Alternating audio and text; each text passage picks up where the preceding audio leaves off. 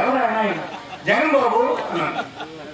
ఆయన కోటేయాలంటే ఆయన గుర్తేటంటే అటు ఇటు కొంతమంది ఎత్తున్నాను, ఇంకొంతమంది అయితే హస్తం గుర్తుంది, కొంతమంది సైకిల్ గుర్తని. వాళ్ళకి వెయ్యాలన్నదేమో జగన్మోహన్ రెడ్డి వెయ్యాలి. జగన్మోహన్ రెడ్డి గుర్తేంటో తెలియదు. కొద్దిమంది ఉంటారు. ఇంతమంది మనం అందరం వీరులు సైనికులు ఉన్నప్పుడు మనం ఏం చేయాలంటే అలాంటి ఒక్క ఓటు కూడా ఎక్కడ అలాంటి పొరపాటును కూడా పడలేకూడదు. అందుకోసం చెప్తూ ఉండాలి, ఎక్కడైనా మన గుర్తు తాయండ్రా అని చెప్పి మాట్లాడాలి. అందుకోసం మన గుర్తు మనం నోరెప్పకుండా చెప్పగలిసినటువంటి గుర్తు మంది. ఇలా చెప్తా సార్. ఈవేళ పోటీ ఏంటంటే రెండు రాజకీయ పార్టీలు మంచిగా ఉంది. ఈవేళ ఏంటంటే ఒక తెలుగుదేశం ఒక 14 సంవత్సరాల పరిపాలన చూసాం. మనది వైఎస్ఆర్ పార్టీ 5 సంవత్సరాల పరిపాలన చూసాం. ప్రజలకి ఇందులో పెద్ద కన్ఫ్యూజన్ ఏముంది? పెద్ద కన్ఫ్యూజన్ కూడా లేదు. కొత్త పార్టీ రాలేదు. కొత్త పార్టీ ఎవరైనా వచ్చి నేను కొత్తగా వచ్చాను, నాకు ఒక అవకాశం ఇవ్వండి, వీళ్ళకంటే గొప్పగా చేస్తానని చెప్పడం లేదు. 14 సంవత్సరాలు చేసిన వ్యక్తే మళ్ళీ అడుగుతున్నాడు నాకు అవకాశం అని. 5 సంవత్సరాలు చేసినటువంటి వ్యక్తి నా పరిపాలన చూసి ఓటేయండి అని అడుగుతున్నాడు. అదే చూడమని చెప్పండి ఎవరికైనా. నువ్వు 14 సంవత్సరాల్లో నువ్వు కొన్ని మనం రాష్ట్రం అంతా వదిలేసి ఈ జిల్లాలో ఏం అభివృద్ధి చేసావు చెప్పు. నీకు ఎందుకు వేయాలి ఈ జిల్లా వాళ్ళు ఓటు? మనం ఏదో పక్కన పెట్టాం. ఈ జిల్లా వాళ్ళు ఎందుకు ఓటు వేయాలి? 14 సంవత్సరాలు ముఖ్యమంత్రి ఉన్నావు కదా, నువ్వంటూ చెప్పుకునేది ఒక్కటి జిల్లాలో ఉందా? ఒక ఆస్తి నిర్మాణం ఎక్కడ ఉందా? రాజశేఖర రెడ్డి గారు వచ్చారు, ఇక్కడ హాస్పిటల్ ఇచ్చారు. రాజశేఖర రెడ్డి గారు వచ్చారు, అక్కడ యూనివర్సిటీ ఇచ్చారు. వంశధార ప్రాజెక్ట్ ఇచ్చారు. జగన్మోహన్ రెడ్డి గారు వచ్చారు, టెక్కల దగ్గర పోస్ట్ ఇచ్చారు. బుడగట్లపాలెంలో ఫిషింగ్ హార్బర్ ఇచ్చారు. ఉద్దానంలో మంచినీటి స్కీమ్ ఇచ్చారు. ఇక్కడేమో పలాసలో హాస్పిటల్ కట్టారు. ఇంకా మన ఊర్లో స్కూల్ కట్టారా, హాస్పిటల్ కట్టారా, సెక్రటేరియట్ బిల్డింగ్ కట్టారా, ఒక సామాజిక భవనం కట్టారా, అవన్నీ పక్కన పెట్టి ఒక జిల్లాని అభివృద్ధి చెందిన జిల్లాల సరసన నిలబెట్టడానికి 14 సంవత్సరాలు నువ్వు పనిచేస్తున్న సందర్భంలో ఒకటి చేసి నువ్వు ఇప్పుడు చెప్పగలవా? మళ్ళీ నీకు ఎందుకు వేయాలి జిల్లా ప్రజలు ఓటు?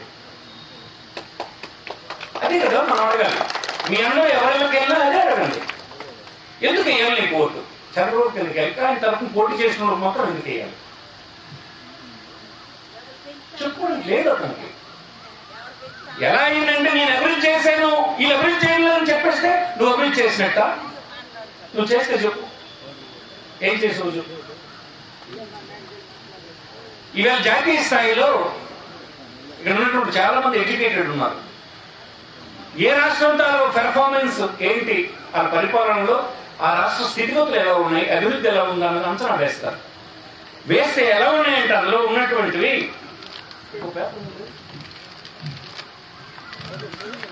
కేంద్ర ప్రభుత్వం నీతి ఆయోగ్ కానీ భారత ప్రభుత్వం చేత నిర్వహిస్తున్న సంస్థలు కానీ ఒక ప్రభుత్వం తాలూకా దీన్ని అభివృద్ధి సూచీల్ని ఇండికేటర్స్ అంటారు. ఆ ఇండికేటర్స్ ప్రకటిస్తుంటారు ప్రతి సంవత్సరం.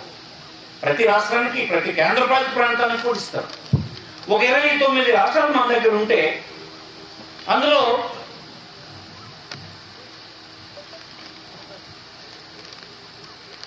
జిఎస్డిపి అంటారు.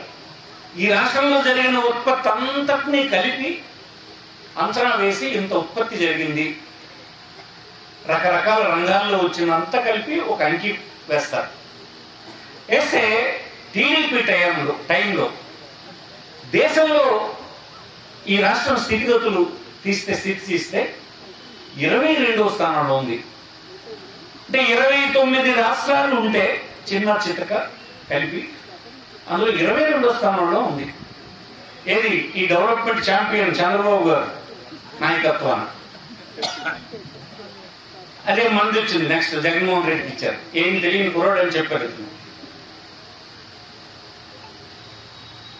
ఇతని టైంలో ఈ 22వ స్థానం ఉంది. 5వ స్థానానికి వచ్చింది. ఈ విషయాలు దాచిపడుతుంటాయి. వాళ్ళకు అనుకూలంగా ఉండే మీడియా దీన్ని ప్రజలకు తెలియనివ్వరు.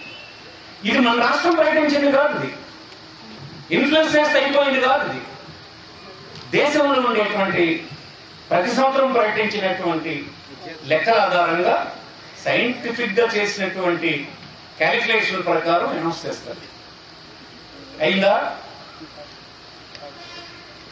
తలసరి ఆదాయం అంటే ఒక వ్యక్తికి ఉండేటువంటి ఆదాయాన్ని లెక్కేస్తారు. ప్రతి రాష్ట్రం కూడా తలసరి ఆదాయం ఎంత ఉంది, ఎంత ఎక్కువ ఆదాయం కలిగి ఉంటే ఆ జీవన ప్రమాణం అంత పెరిగి ఉన్నట్లు లెక్క అనమాట. దాంట్లో లెక్క తీస్తే 17వ స్థానంలో ఉంది మంది. ఎవరు? ఛాంపియన్ చంద్రబాబు గారి నాయకత్వం. జగన్మోహన్ రెడ్డి స్థానంలో ఎక్కడికి వచ్చింది తెలుసా? 9వ స్థానానికి వచ్చింది. 8 మెట్లకి 1 సంవత్సరాలు. ఇతను చెప్తుంటాడు నేను అలాగెరుగు తీస్తాం వెలుగెరుగు తీసామని అబద్ధాలు చెప్తుంటాడు. దేశం చెప్తుంది ఎవరి పరిపాలన ఏంటంటే. అందుకోసం ఎడ్యుకేటెడ్ అందరికి ఈ ప్రాంతంలో నివసిస్తున్నటువంటి ఎడ్యుకేటెడ్ అంటున్నాం. మీ అందరూ అనుకుంటున్నట్టుగా రాష్ట్రం పాడైపోలేదు. పాడు చేసిన రాష్ట్రాన్ని మెరుగు చేసే పని జగన్మోహన్ రెడ్డి చేసినాడని మీకు ఈ సందర్భంగా మనం చూస్తున్నాం. మీ ఇంట్లో చదువుకున్న పిల్లలు ఉంటారు, ఒకసారి మీరు కంప్యూటర్ ఓపెన్ చేయండి, ఈ సైట్ ఓపెన్ చేయండి, దేశంలో ఈ రాష్ట్రాల స్థితిగతులను ఓపెన్ చేయండి, చూడండి. మీరు ఓర్నే మా పట్ల కోపం పెంచుకోవద్దు అంటున్నాను. తెల్లవారితే ఈటీవీను